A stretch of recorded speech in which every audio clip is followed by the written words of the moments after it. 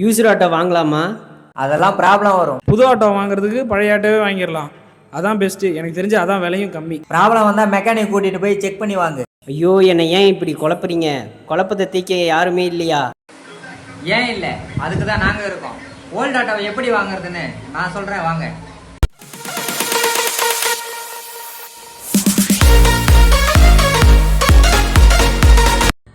First டாக்குமெண்ட்டை check பண்ணுங்க. RC book சரியா இருக்கா, இன்சூரன்ஸ் வேலிடா இருக்கா, பர்மிட் எஃப்சி ஃபிட்னஸ் வந்து பாத்தீங்கன்னா அப்டேட்ல இருக்கா, எஃப்சில இருக்கிற ஓனர் டீடைல் மேட்ச் ஆகுதா, ஹைப்போதிகேஷன் கிளியரா இருக்கான்னு செக் பண்ணிக்கோங்க. அடுத்தது இன்ஜின் கண்டிஷனை செக் பண்ணுங்க. இன்ஜின் ஸ்மூத்தா இருக்கா, ஹெவி நாய்ஸ் வருதா, பிளாக் ஸ்மோக் வருதா, மைலேஜே பாருங்க. ஒவ்வொரு மாடலும் ஒவ்வொரு மைலேஜ் வரும், அதை தெரிஞ்சு வச்சுக்கோங்க. இன்ஜின்ல ஆயில் லீக்கேஜ் இருக்கா பாருங்க, ஹீட்டிங் இஷ்யூ இருக்கான்னு செக் பண்ணுங்க.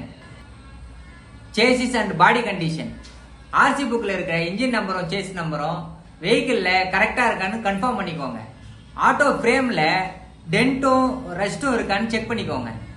3 டயரும் வந்து பாத்தீங்கன்னா குட் கண்டிஷன் இருக்கா இல்ல வீக்கா இருக்கான்னு செக் பண்ணிக்கோங்க. Test drive is must.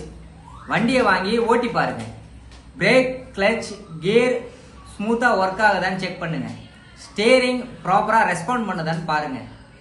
Suspension quality நல்லா இருக்கா, முடிஞ்சா ஆஃப் ரோட்ல சஸ்பென்ஷனோட குவாலிட்டியை செக் பண்ணி பாருங்க.